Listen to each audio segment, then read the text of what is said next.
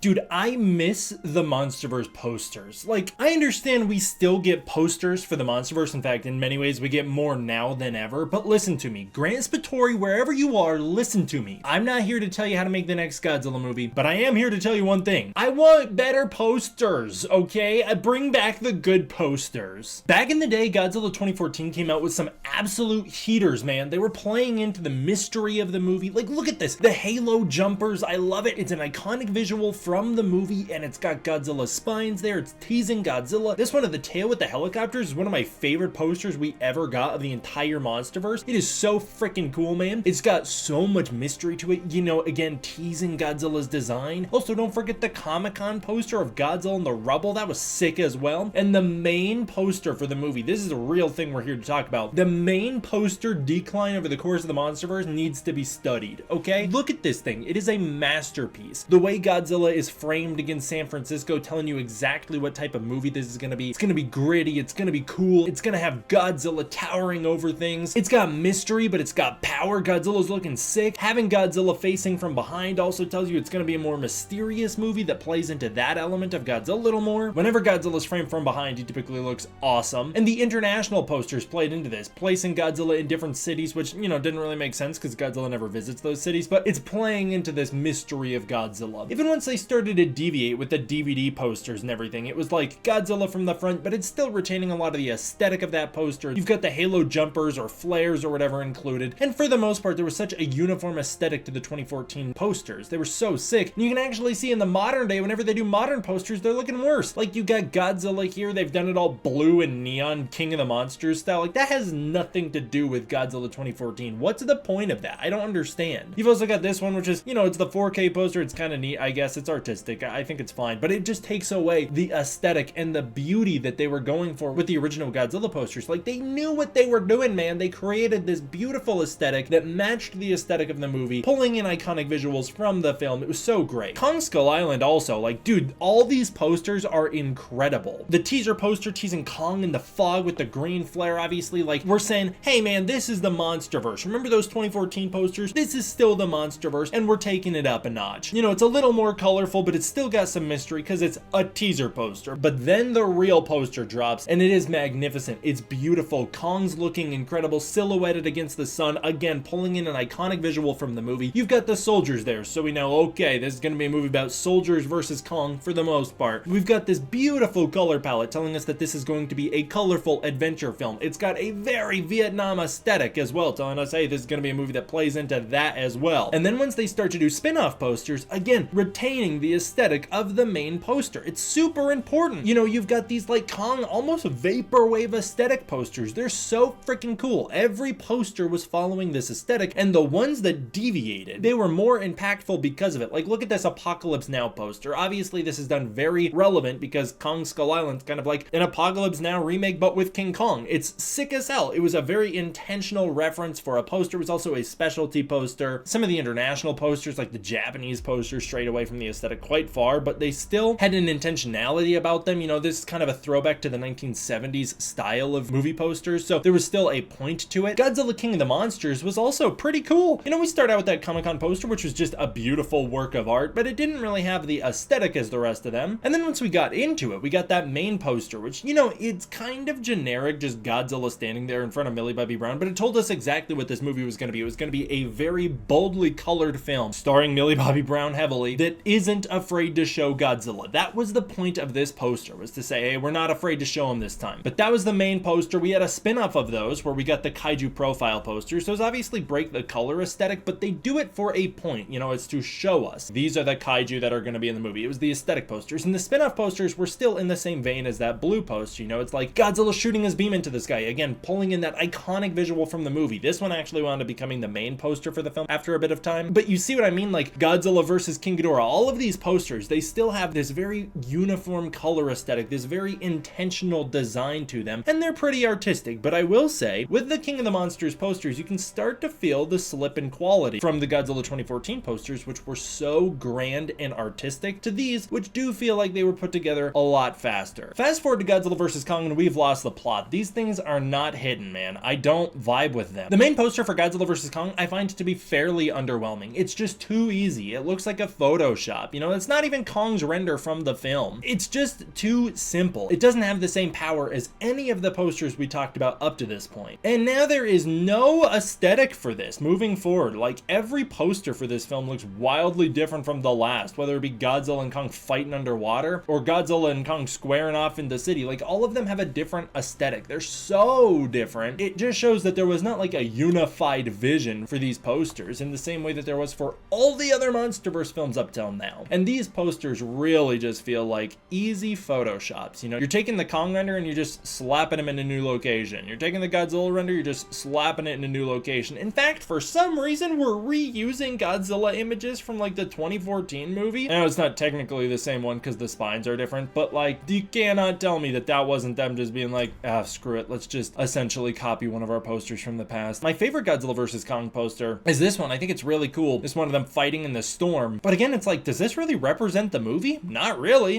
at all. A lot of these posters don't do a very good job representing the movie. Like, sure, Godzilla and Kong are gonna fight in the movie, but that's not enough. You know, you're not telling me about what the tone or the story of this film is gonna be through the poster. It doesn't say anything about the movie itself. And then we get to New Empire and it's like, boy, these are not great, are they? I think the GXK main poster is dookie. I think it looks bad. It's just so easy. It's so photoshoppy. It's so minimal effort. It doesn't have any artistic weight. The one of Godzilla and Kong teaming up side by side, I actually vibe with this poster a lot. I think this one kind of gives us a lot of an indication of where this movie was heading. You know, it's a big, bold adventure film with Godzilla and Kong. And, you know, it's copying the iconic visual of the two of them teaming up. And there's almost a unified color palette between those two posters. And then we lose it in every other poster. You know, you got them in Egypt. Sure, there's a lot of stuff in the movie that takes place in Egypt, so the Egypt posters make sense. Oh, but now they're in front of, what are these? Crystals with Scar King in the background, but nothing really else. You're just kind of floating around. And there's just a string of these like fairly easy, minimal effort posters and images that were released. It just lacked, again, that unified aesthetic and beauty of the previous MonsterVerse posters. My favorite of the GXK posters was the teaser posters of the handprints. They created a mystery, but also told us what we're getting into. You know, we've got Scar King, Godzilla, Kong. There was like this real cool aesthetic built between these three posters. I don't know, I thought that these ones were really neat. I wish we had skipped that horrible first poster and gone straight into the other poster of Godzilla and Kong teaming up. But like, where's the unified vision and aesthetic here? Bring it back, man. I want to see more of it. And I haven't even gotten started on the trailers. I could rant about those forever. The lag in trailer quality, it just continues to go down over time, man. Especially since they've just decided, like, what if we show the entire movie in the trailers? Like, what if we show the whole movie start to finish, and so that nobody has any question about what happens in this film from start to finish? Let's just show it all. Bro, you put Scar King getting annihilated and blown up in the trailer for New Empire. You put Godzilla going burning mode in the last IMAX trailer for King of the Monsters. What are we doing, man? At least Godzilla vs. Kong sort of tried to hide Mechagodzilla. That was at least neat. Speaking of, why does Mechagodzilla have one of the best posters for Godzilla vs. Kong? It's a super cool poster, very artistic. You know what movie didn't struggle with this? Shin Godzilla, which had one of the coolest Godzilla posters of all time, and it knew it was so cool that whenever they did an alternate poster, they barely deviate from it. Whether it be just Godzilla's face, a real close-up on his chin, or his spines, but it's all pulled from the same general aesthetic and image. And although the -1 posters definitely don't have a unified aesthetic, which I do think is an important thing for posters and movies to have, as it makes them distinct, unique, and immediately identifiable, -1 did have a very artistic quality to all of its posters, and not only that, but all of the posters were telling you something about the movie specifically. It wasn't just Godzilla slapped into a city that he shows up in the movie. It was an image of Godzilla representing a moment or a theme or an idea from the film. That's one thing that made these posters really cool. And guess who dropped, in my opinion, one of the worst Godzilla -1 posters, but us here in the US with our IMAX poster. This one became pretty iconic, and even Takashi Yamazaki thought it was a great idea, but even when he got the chance, he took it and spun it off into a much stronger poster that is a little bit more visually consistent with the other -1 posters. Did this video have a point at all? No, not really. I just was passionate about it. I did a community post about it the other day, and I was like, what the heck? I want to talk about the MonsterVerse posters, because what are we doing?